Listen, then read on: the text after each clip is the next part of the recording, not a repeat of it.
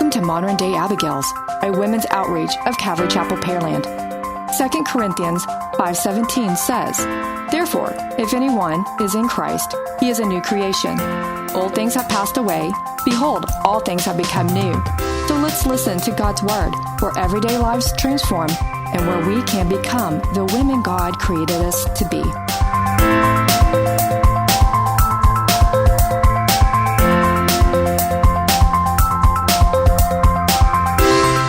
The next one is kind. Got any comments on kind? Some days my thoughts aren't kind. Yeah, I do have one comment on kind.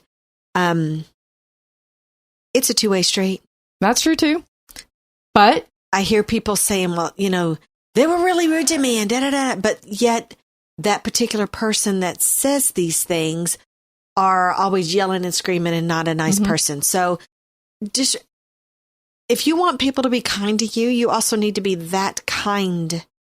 Exactly. That kind of kind person. And when people aren't kind to you, you still have to be kind. Still have to be kind. Yep. I remember, I told you about it all the time, how in junior high and everything I was bullied constantly. Anything they could come up with to make fun of me. I didn't even know who this girl was. But they'd been talking to her and she started kind of, I don't know, talking smack and shoved me. And I tried to play it off and just laugh. It was so difficult. Well, she was walking down the hall and her pencil pouch spilled everywhere. Every pencil. I mean, everything she had in her pouch went everywhere. So I stopped and I helped her pick them all up because I knew what the Lord expected. I may not have thought about it, but I knew what I needed to do and I did it. She was so nice to me after that. Kind of annoying nice, but very nice. She felt terrible. Well, I don't know about that. Well, she might have, but she realized that whatever they were saying wasn't true because I just proved I don't know what they said, but I proved something different by being kind. Right. When I didn't have to be. I could have laughed and walked away. I could have kicked her pencils further down the hall if I wanted to. Sure. But because it's not like you haven't thought about it or anything. You just sit here telling me your list. Actually, I never thought about it. Oh. I mean, I'm sitting here now thinking, what could I have done? Yeah. I've learned how to become mean. But, that's what we're not supposed to be. We're supposed to be kind. And we're supposed to be kind to others, even when they're not nice to us. Which is really hard to do. It's really hard to do. And especially when, even as you get older, you think as an adult it would get easier. I think it's harder. Yeah. Because you meet more people and you see their, the other day we were on a conference call and the person was really snarky. And your first your first thought is to say something back. And you have to bite your tongue and go, no, that's not nice. Don't say that. Yeah. Now, so being kind, though, can cross a weird line if you're being abused and now enabling. Yeah, and that's different. No, kindness is not necessarily enabling. Exactly. Sometimes kindness is like if you know that they have, a smoking problem and they're not supposed to. Maybe there's a health reason. I know everybody has different ideas about smoking. Fine. Or a drinking problem. The kindest thing you might be able to say is pour it out. Stop doing that. That actually might be kind. Kind is not necessarily meaning to, like you said, it doesn't mean accepting abuse. Exactly. Kindness is not having a friend who can't, let's say you have somebody who cannot have candy and then buying them candy and handing it to them. Or that's eating not it kind. in front of them. Yeah, or eating it in front of them. That's not kind. No. It's terrible. If somebody was giving up sodas, I'm not going to go drink a soda in front of them. That's not kind. You know? The other person might be trying to be kind by saying, hey, I don't mind, you can drink that soda. How about I just don't? How about? Yeah, I can wait. So, kindness comes in different forms. But like you said, kindness does not be an enabler, does not mean accepting abuse. That is not kind. I'm sorry I eat cheese in front of you, Anna. I'm okay with it. I really am okay with it. No, it's okay. I've been away from cheese for so long. I shouldn't be eating cheese anyway, but I'm sorry I eat cheese in front of you. It's okay. I did want a grilled cheese the other day. It was really weird. But you have that dairy-free cheese? Yeah, but I still have to be careful. I can't eat too much of it. It tells you to eat it in a week, and I cannot eat all of that in a week. It would not go well. Right. So, I agree. And there now, like I said, and sometimes people do feel bad. They'll eat things in front of me that they know I can't eat. And I really do. I will tell them, like, look, seriously, it's okay. Please do. And that's different. It depends on the other person, the way they handle it. For me, I'm like, do it. I don't care. I'm fine now. Yeah. But if they're in the middle of like stopping smoking, yeah, because they have to, you don't light one up. Yeah. No. When I first started this, it was a lot harder. Yeah. Now, the other day, it was somebody showed me a tiramisu. See, now that I would never, ever eat in front of you. Yeah, I would appreciate that. And I actually don't eat desserts in front of you either. Yeah. No, and I appreciate that. And definitely would never. And this is special chocolate. It is actually dairy-free. You picked it out. I know. It's dairy-free. All kinds of free stuff, but it's actually delicious. But, so I think we've killed kindness here. Yeah. All right, the next one. This one's hard because it says, does not envy. That means you can't be resentful and you can't be bitter, even when they've got something that you don't have that you want. Or you prayed for and the Lord gave it to them instead. Yes. Yeah. Like a raise or maybe a baby. A husband. I mean, the list is long. Yeah, the list is long. Everybody has their own. Right. Especially if you've been working at it real hard and you didn't get it. Yeah. Or you've been trying so hard and somebody else gets it. And you're like, they didn't deserve it. Yeah. There's a lot of things we don't deserve, but we get. Or you're trying for a baby for years and your friend gets pregnant, but you realize that you'll never have one. So you need to make a decision. Do we adopt? Do we foster? How do you be kind but not envy? Like I said, it was very difficult when my brother and sister-in-law were having trouble having a child. Mm-hmm. She definitely resented the fact that I was 17 when I had mine. I didn't even do it the right way. Here, she waited. They waited. They did everything the correct way, and she couldn't have the baby, and I did. And the Lord's done a tremendous job with us, and I love her and adore her. We have a great relationship. We have a special relationship now. But there was a resentfulness. There was a bitterness. And I've had the same thing. It's like, my career choice and my brother's career choice was not that far off. But he always had a better job. I made better grades. What the heck? Yeah. And it's funny, don't think it doesn't go away when we're adults, because he's funny. He had a great GPA. He went to one school and I went to a different school. He had a great GPA. His GPA was better than mine. And he was like, finally, I did something better, blah, blah, blah. But then my degree came in, it said magna cum laude. Oh. He's like, what the heck? My GPA is better than yours. I'm like, they didn't make as many A's in my school as yours. Yep. I don't know what to tell you. I'm so sorry. But it's funny because we still had that little bit of, that competitiveness, but now we're fine. We're not. And I have an example I want to add. Go for it, please. Okay. So this is one that I come across, and I had this one myself. But this is one that I come across with the women that I chat with. I don't like to use the word counsel because I'm not a counselor, but the women that I don't know what you would call what I do. But I mentor. Okay, mentor. Let's use that one. That's a great one.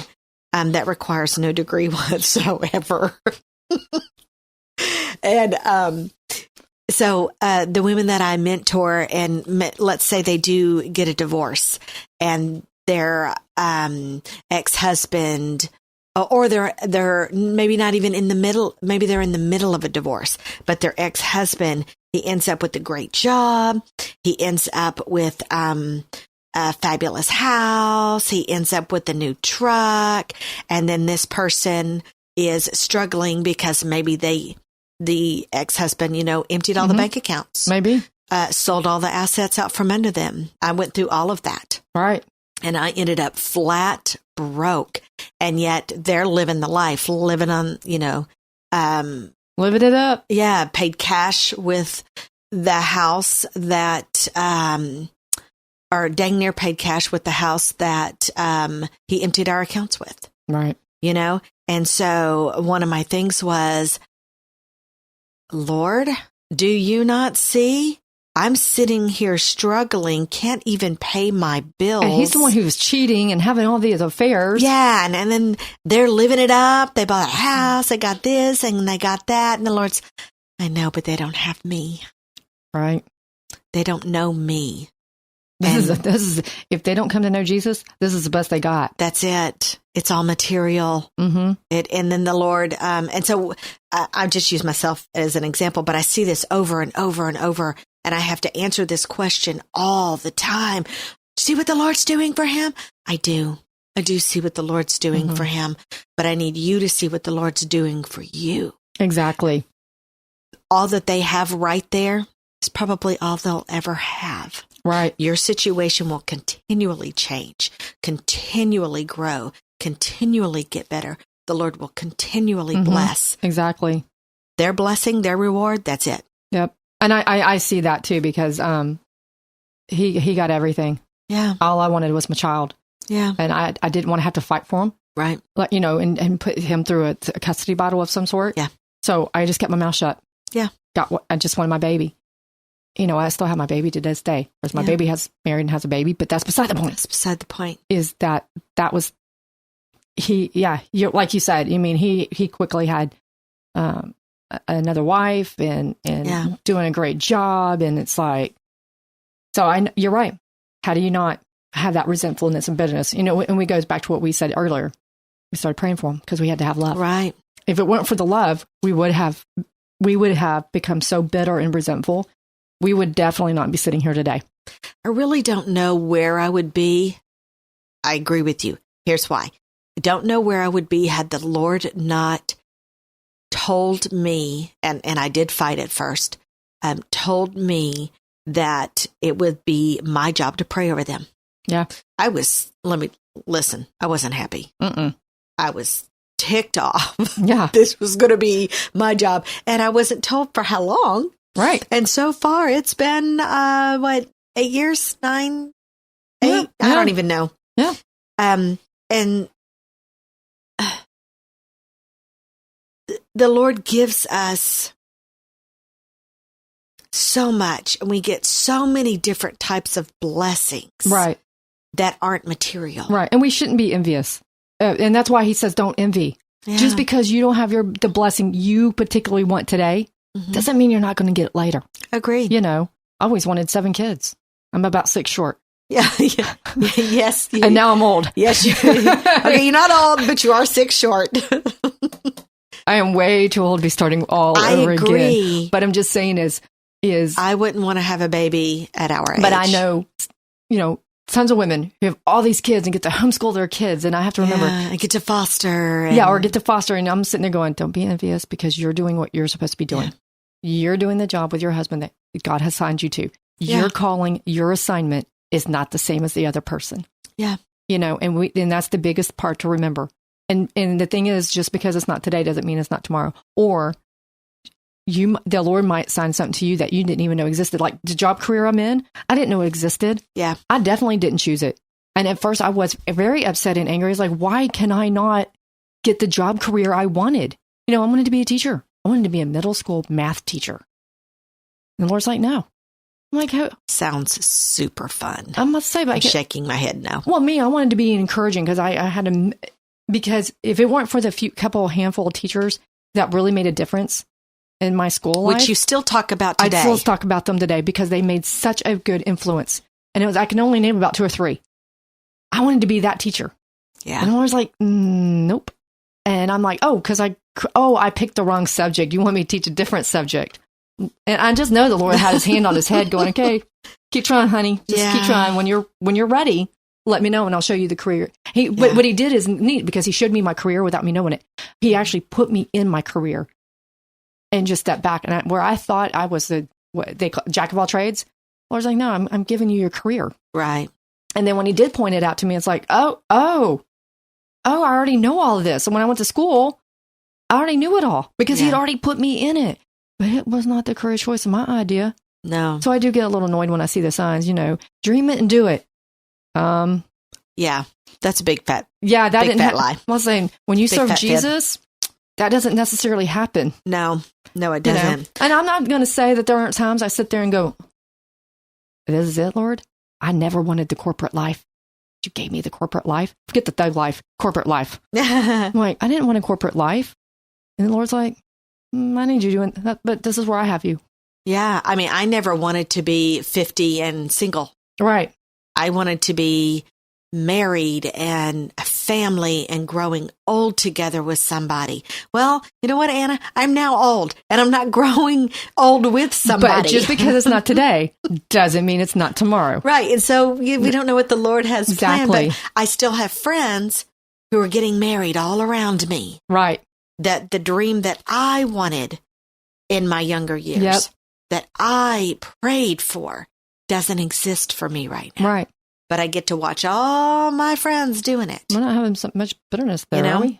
None at all. Zero. No resentfulness. Yeah. But see, I get it. You know, yeah, I exactly. totally You get do. it. And you know me, I'm very content where I am right now. Exactly. You are. But at the same time, I do know what I wanted. I wanted to not be here. Right. I didn't want to be divorced. And there's a lot of women out there who they're in a situation they don't want to be in. They're in a place where they don't want to be in. Right. I used to want to hurry up and grow up. Then I grew up one day and I'm like, why was I in such a hurry?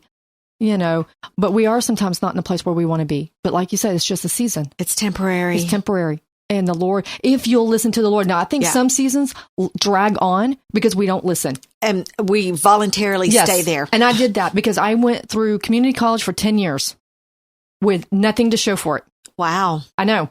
That's a lot of school. But when the Lord showed me. Yes, it is. I'm not going to say a word. No, when I was telling my coworker about something the other day because what have you not learned? You have no clue. That list is short. No, I learned so much because I didn't know what I want to be when I grew up. Exactly. What have you not learned? Yeah, exactly. The list is short. Yeah. So, but as soon as the Lord, when I said, okay, Lord, I am going to go and take your plan and do what you want me to do, I had my degree in 7 years.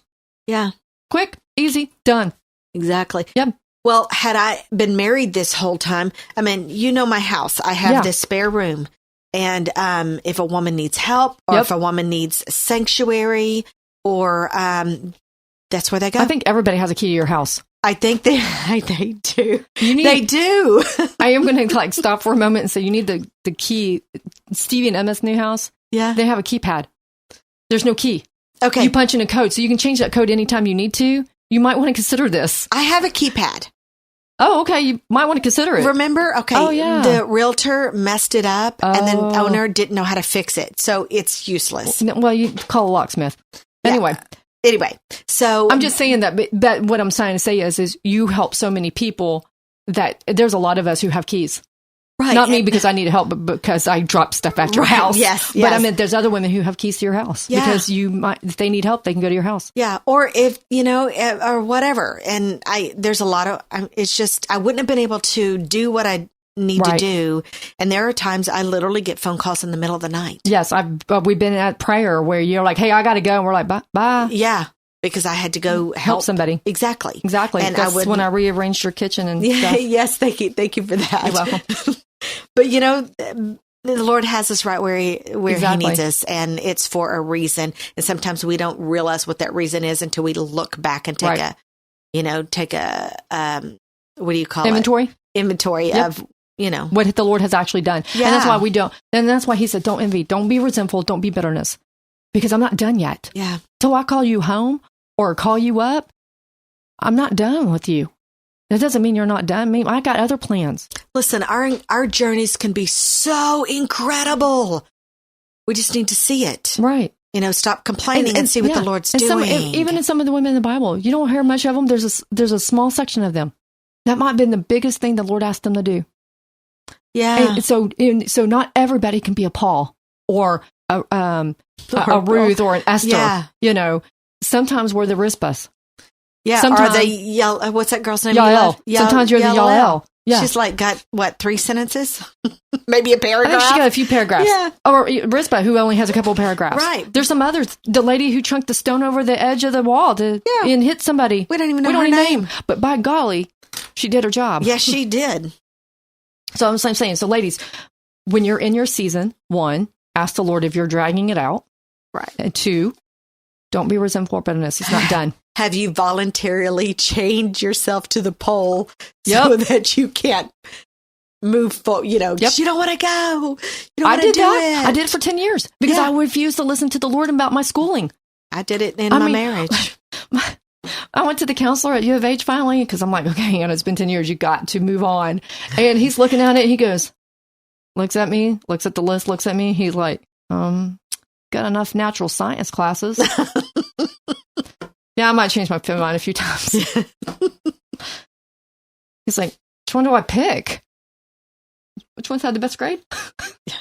Listen, what you do now is fantastic. Yeah, I'll say it worked out good, but I'm just saying is don't stop fighting the Lord. Yes, don't fight the Lord. So sometimes if you're resentful or bitterness, you got to ask yourself, did you put yourself in that place? And two, be patient. That's what it goes back to that long suffering. Sometimes we're called to be patient. Sometimes we have to, that long suffering because we have to wait. And sometimes we may not understand what the Lord is telling us to do. And that's okay. We don't have to understand it. We have to do it. Right. Or sometimes we may be scared, and that's fine. Right. Do it afraid. Right. Exactly. But if the Lord says do it, you do it. He doesn't have to explain to you why. Right. Exactly. No, he doesn't. So just do it. Right. The Lord had me during my separation for 5 years. The Lord had me doing some pretty crazy things, and I didn't understand most of it until after the divorce was over.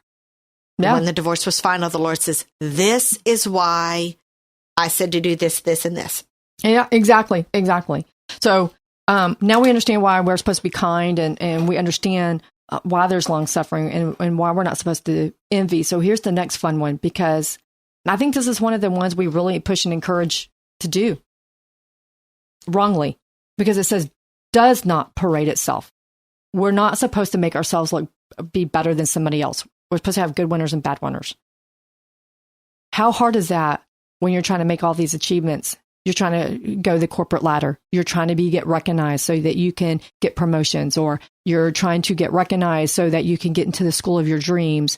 How often are we encouraged to parade ourselves? Well, that's exactly what you do. Exactly. We're encouraged to parade ourselves. So it's very difficult when the Lord says, don't parade yourself. But you know why? Why? Think about it. The Lord will put you exactly where he needs you. Yeah. Joseph didn't exactly say, you know what, Dad, I'm going to grow up and go work at Potiphar's house. Yeah. Don't that sound fun? And then be thrown in the dungeon for years. years. I'm going to do the right thing and get thrown in jail for a while. So what he's saying is the Lord says, I will put you, I make kings. Mm-hmm. I'll put you where I need you. You don't have to parade yourself. I found out after working at the company I worked for 10 years, they had actually had somebody else in mind. They'd already almost picked somebody else. Oh. Yeah, I didn't know that. And I'm sitting there thinking, I looked at them, I'm like, why'd you even call me? They're like, well, your resume looked neat enough to where they called just because so we can talk to you. That was the Lord. That was completely the Lord. And because the company I left wound up going bankrupt like 2 weeks after I left. Oh, see? Yeah, the Lord's timing. The Lord knew. Yeah, the Lord knew. And he put me there. Yeah. They had already somebody else in mind. Yeah. So that's why when it says don't parade yourself, you don't have to worry about that whole corporate ladder. You don't have to worry about the school of your dreams. Let the Lord put you right where he wants you, because that's where he's going to need you. The thing is if you let the Lord put you where he wants you and where you're needed, you don't have to worry about the rest. And it may not be a glorified job. Exactly. Or a glorified task. No, it may never be one. Mm-hmm. I question and the that's Lord. okay. Yeah, exactly. I question the Lord all the time. Like, why am I doing this? Yeah. Because he was training me for something I had no idea existed. Exactly. And that's what sometimes he does. He's training us. He's getting us to do things that he needs us to do. But the hard part is letting go and letting other people be in places. Letting other people. And that's the hard one, not to parade yourself, especially if you need to. What if you're a musician? Yeah. It's going to be very difficult to not parade yourself and let the Lord put you where he needs you. Right. So that one's a hard one too. And it's hard to be a good winner, because I'm a competitive nature. I have a very competitive nature. True fact. Yeah, that is actually. My brother and I used to compete over everything. So it took me a long time. I'm still trying to work on it. I have issues with that too. I'm not making fun of you. No, it's okay, because I have to make sure that, when they're asking questions, I'm not always like, my hands up, I got this answer. I have to remember sometimes to keep my hands to myself, and I don't have to answer. Yeah. That's hard for me. And somebody may not actually be asking the question. They just may be making a statement. Yeah, I went to one of those crazy pampered chef parties. which I've not been invited to since, and I wouldn't go to since because they said whoever asked the most questions gets to win a prize. I'm competitive. What do you think happened? Oh, dear. I wound up annoying that woman to death. She didn't like my questions, one. Well, she should have. Yeah, she never had that competition again. Yeah. No, probably not, because she didn't like my questions. I don't even go in it. Anyway, thing is I got way too competitive for a bamboo spoon. I know. Oh, gosh. I'm sorry. Do you still have the spoon? No. Okay. Darn. Yeah, you're picturing that. I can totally picture that. I'm laughing. I had to learn not to be so competitive and not try to be the winner. My earphones are hurting me. I'm hoping it's not showing up. I'm sorry if you hear all this noise. No, I'm not hearing anything through it, so I think you're okay. All right, so if it doesn't parade itself, then you have to go to the next one. It's not puffed up, which means you have to be humbled and put others first. Mm-hmm. That's not what Didn't we already talk about this earlier? Pretty much the same thing. Yeah. Yeah, it goes right back to parading itself, not being puffed up. Yeah. Trying to stay humbled and putting others first. Yeah. Which is, like I said, again, it's very difficult in the world that we live in today because it encourages parading yourself, puffing yourself up. How's my resume look? How's my profile look?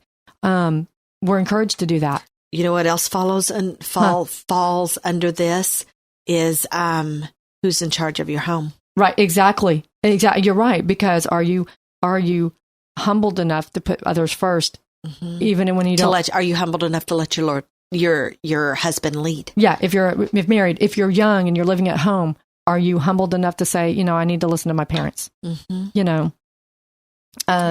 Like you said, are you humbled enough to let your husband lead, and realizing that humility does not mean you get walked all over. Right. Humility does it's not a doormat. Yeah, it's not a doormat. Humility doesn't mean that you never get anything. It just means you let the others go first. Because what does the Lord say? The first shall be last and the last shall be first. Mm-hmm. He's watching. Yeah. He's going to take care of it.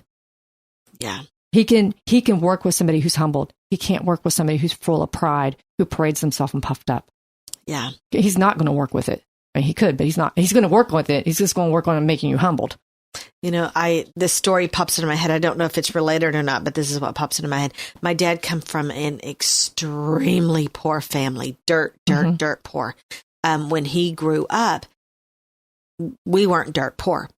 But there were times in his family where they often didn't get to eat. Mm-hmm. Yeah. And so when my mom would cook every night, he never ate, ever ate until his family finished. Oh, wow. Isn't that weird? No, that actually makes sense. He didn't want you to go through what he had gone through. Exactly. Yes. I think that is humbled. He put y'all first before himself.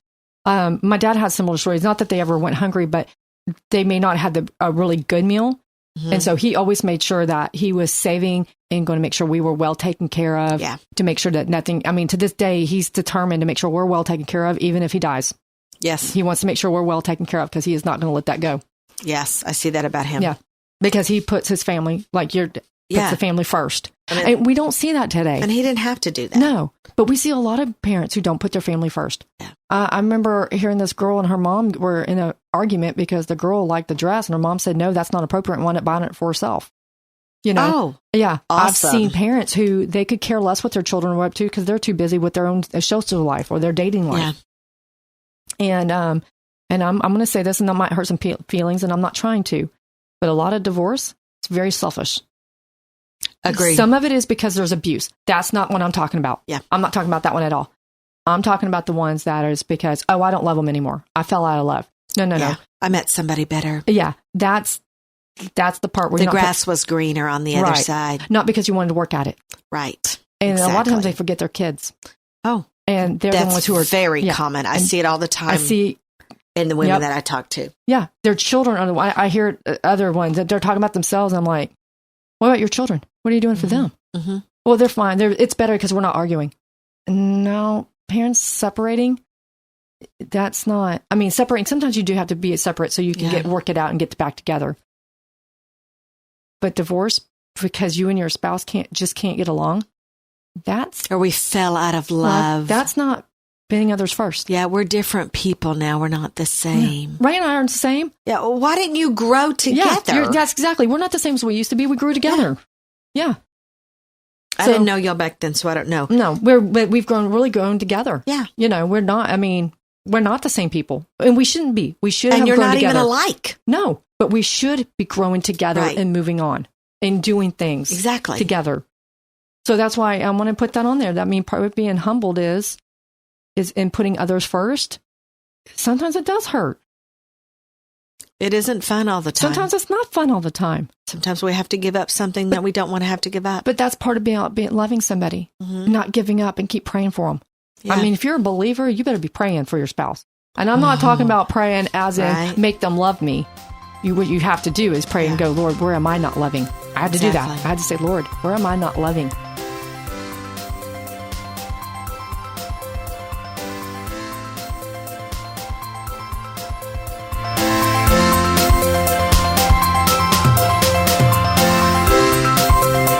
Thank you for letting us share our tools to become the women God created us to be. If we encouraged you today, visit us at moderndayabigails.com. Remember, you are loved, cherished, and prayed over.